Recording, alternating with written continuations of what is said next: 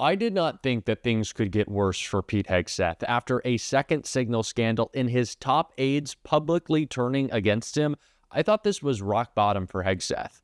And then he opened his mouth this morning at the White House Easter egg roll, in which he unloaded and attacked the press in this angry meltdown in which you could see his kids visibly concerned behind him as their father lost his mind on a group of reporters that he was attacking, blaming them for this signal scandal. It was an absolute meltdown. We're going to get into it all, but before we do, if I could quickly ask you to leave a like on this video, and if you haven't already and you enjoy our channel, to hit that subscribe button. It goes a long way and it really does mean a lot to me. Now, before we get into what Hegseth had to say when confronted by reporters, I think we need some context on the lie that he's telling about the aides who were speaking out against him, and CNN broke that down right here. So two things, John. First, neither Parnell, his spokesperson, Sean Parnell, his spokesperson, nor Hegseth there are actually denying the substance of the story, that he did have this Signal group chat that included his wife, his brother, and his lawyer.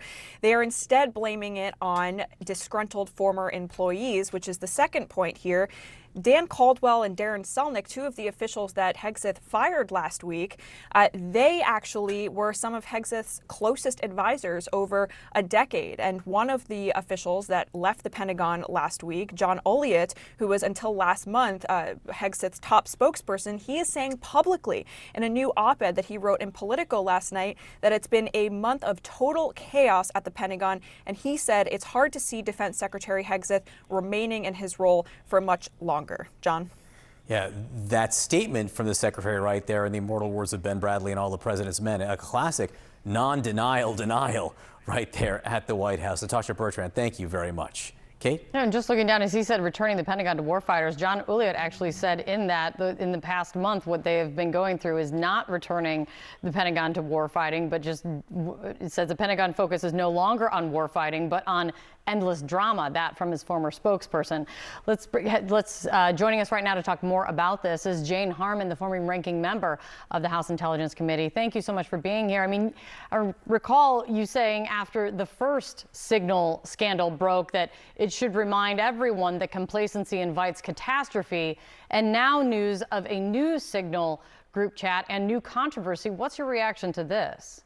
Well, this would be a good news day to accept Hegseth's resignation. I mean, all the news is about this extraordinary pope that we just lost, and so it might be buried. I can't imagine how he survives this. His key staff, as you just reported, has been fired by him. So the line coming out of the White House right now, which is so important to understand, is that it's somehow the woke DEI Pentagon that is trying to blackmail Pete Hegseth, that is trying to bring him down. The people that he personally installed are those speaking out against him, but they're really just trying to undermine him because they're the deep state. It doesn't make any sense. And these are people who, when they speak out against Hegseth, say they're doing it out of concern that he is embarrassing the administration. So these are also Trump loyalists. These aren't the wokies that the White House wants them called as. Like, it doesn't make any sense, the argument they're trying to put forth. They're trying to blame it on them and the media. And that's what we saw from Hegseth as well, when he just lost his mind and looked to the right of Pete at his concerned kids as he loses his mind. How's the Easter egg roll, sir? Hey, we're happy to be here at the Easter egg roll, I'll tell you that. Be with the family, beautiful day. And President Trump is changing the country. And he's creating opportunities for families all across America to better their lives. And that's what Make America Great Again is all about. What do you want to say, sir, about the Signal chat controversy?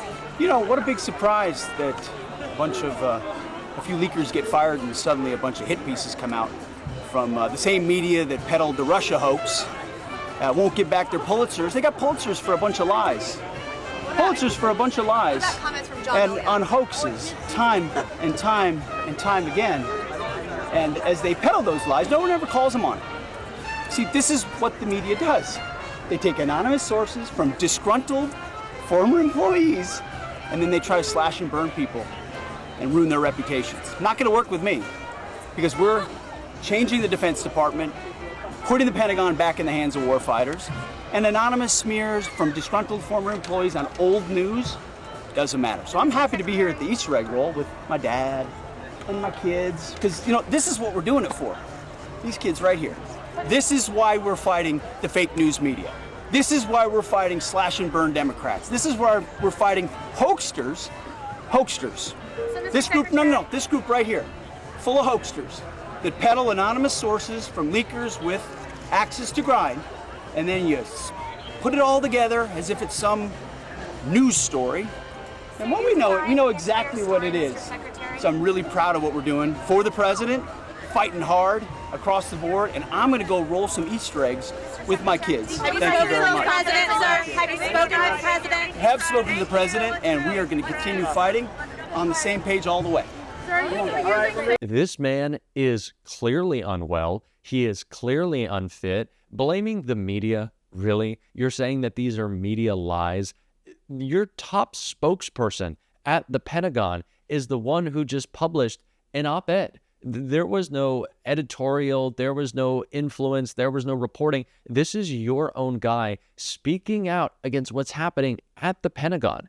It's nothing more than that. Like, these are the people closest to you who realize, as we all did who pointed this out, you're an absolute disaster, Pete. There is no spin on the ball. It is just the straight truth from someone who still supports Donald Trump.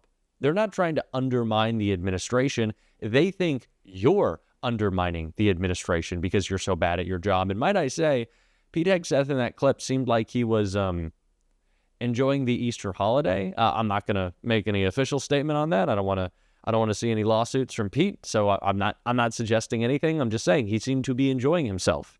It's a lovely holiday, Easter. Maybe he's, still recovering from Sunday. A lot of chocolate, a lot of time with the family. It seems like there was something influencing how emotional he was, but that's all I'm going to say on that. But what I will say is that clearly wasn't a denial from Pete. And it reminds me of a different clip of Pete Hegseth being asked a question he didn't deny the answer to in this clip right here. So you think you are completely cleared because you committed no crime. That's your definition of cleared? You had just fathered a child 2 months before by a woman that was not your wife.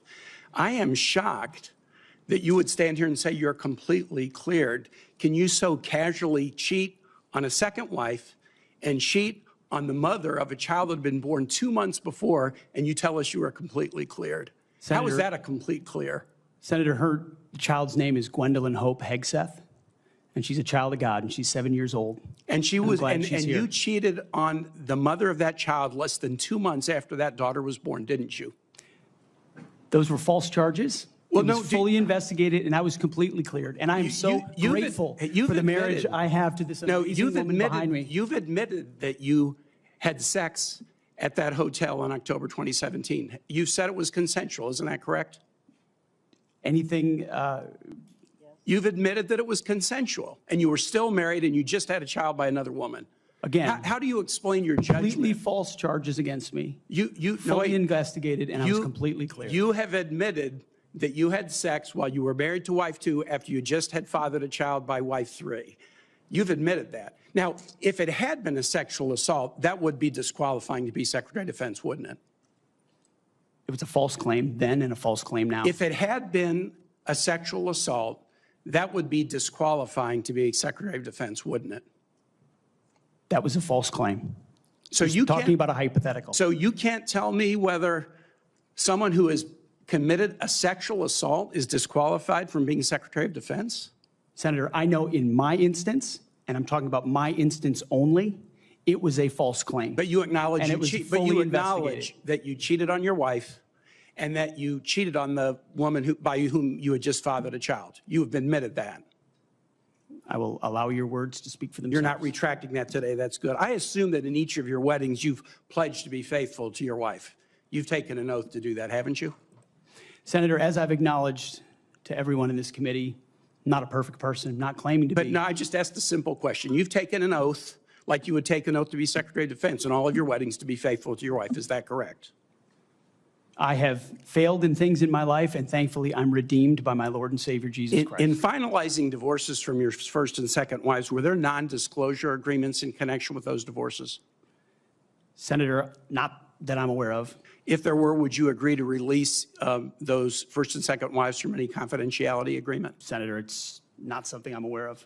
But if there were, you would agree to release them from a confidentiality agreement. Senator, that's not my responsibility. Did you ever engage in any acts of physical violence against any of your wives? Senator, absolutely not. But you would agree with me that if someone had committed physical violence against a spouse, that would be disqualifying to serve as Secretary of Defense, correct? Senator, absolutely not have I ever done that. You would agree that that would be a disqualifying offense, would you not? Senator, you're talking about a hypothetical. I don't think it's a hypothetical. Violence against spouses occurs every day.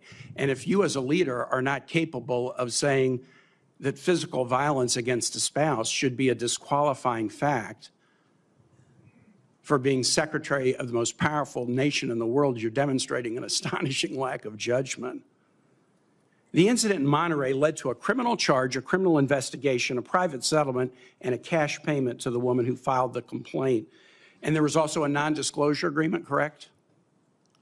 It was a confidential settlement agreement off of a nuisance lawsuit. Right.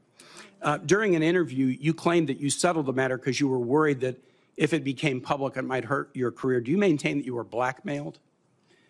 Senator, I maintain that false claims were made against me.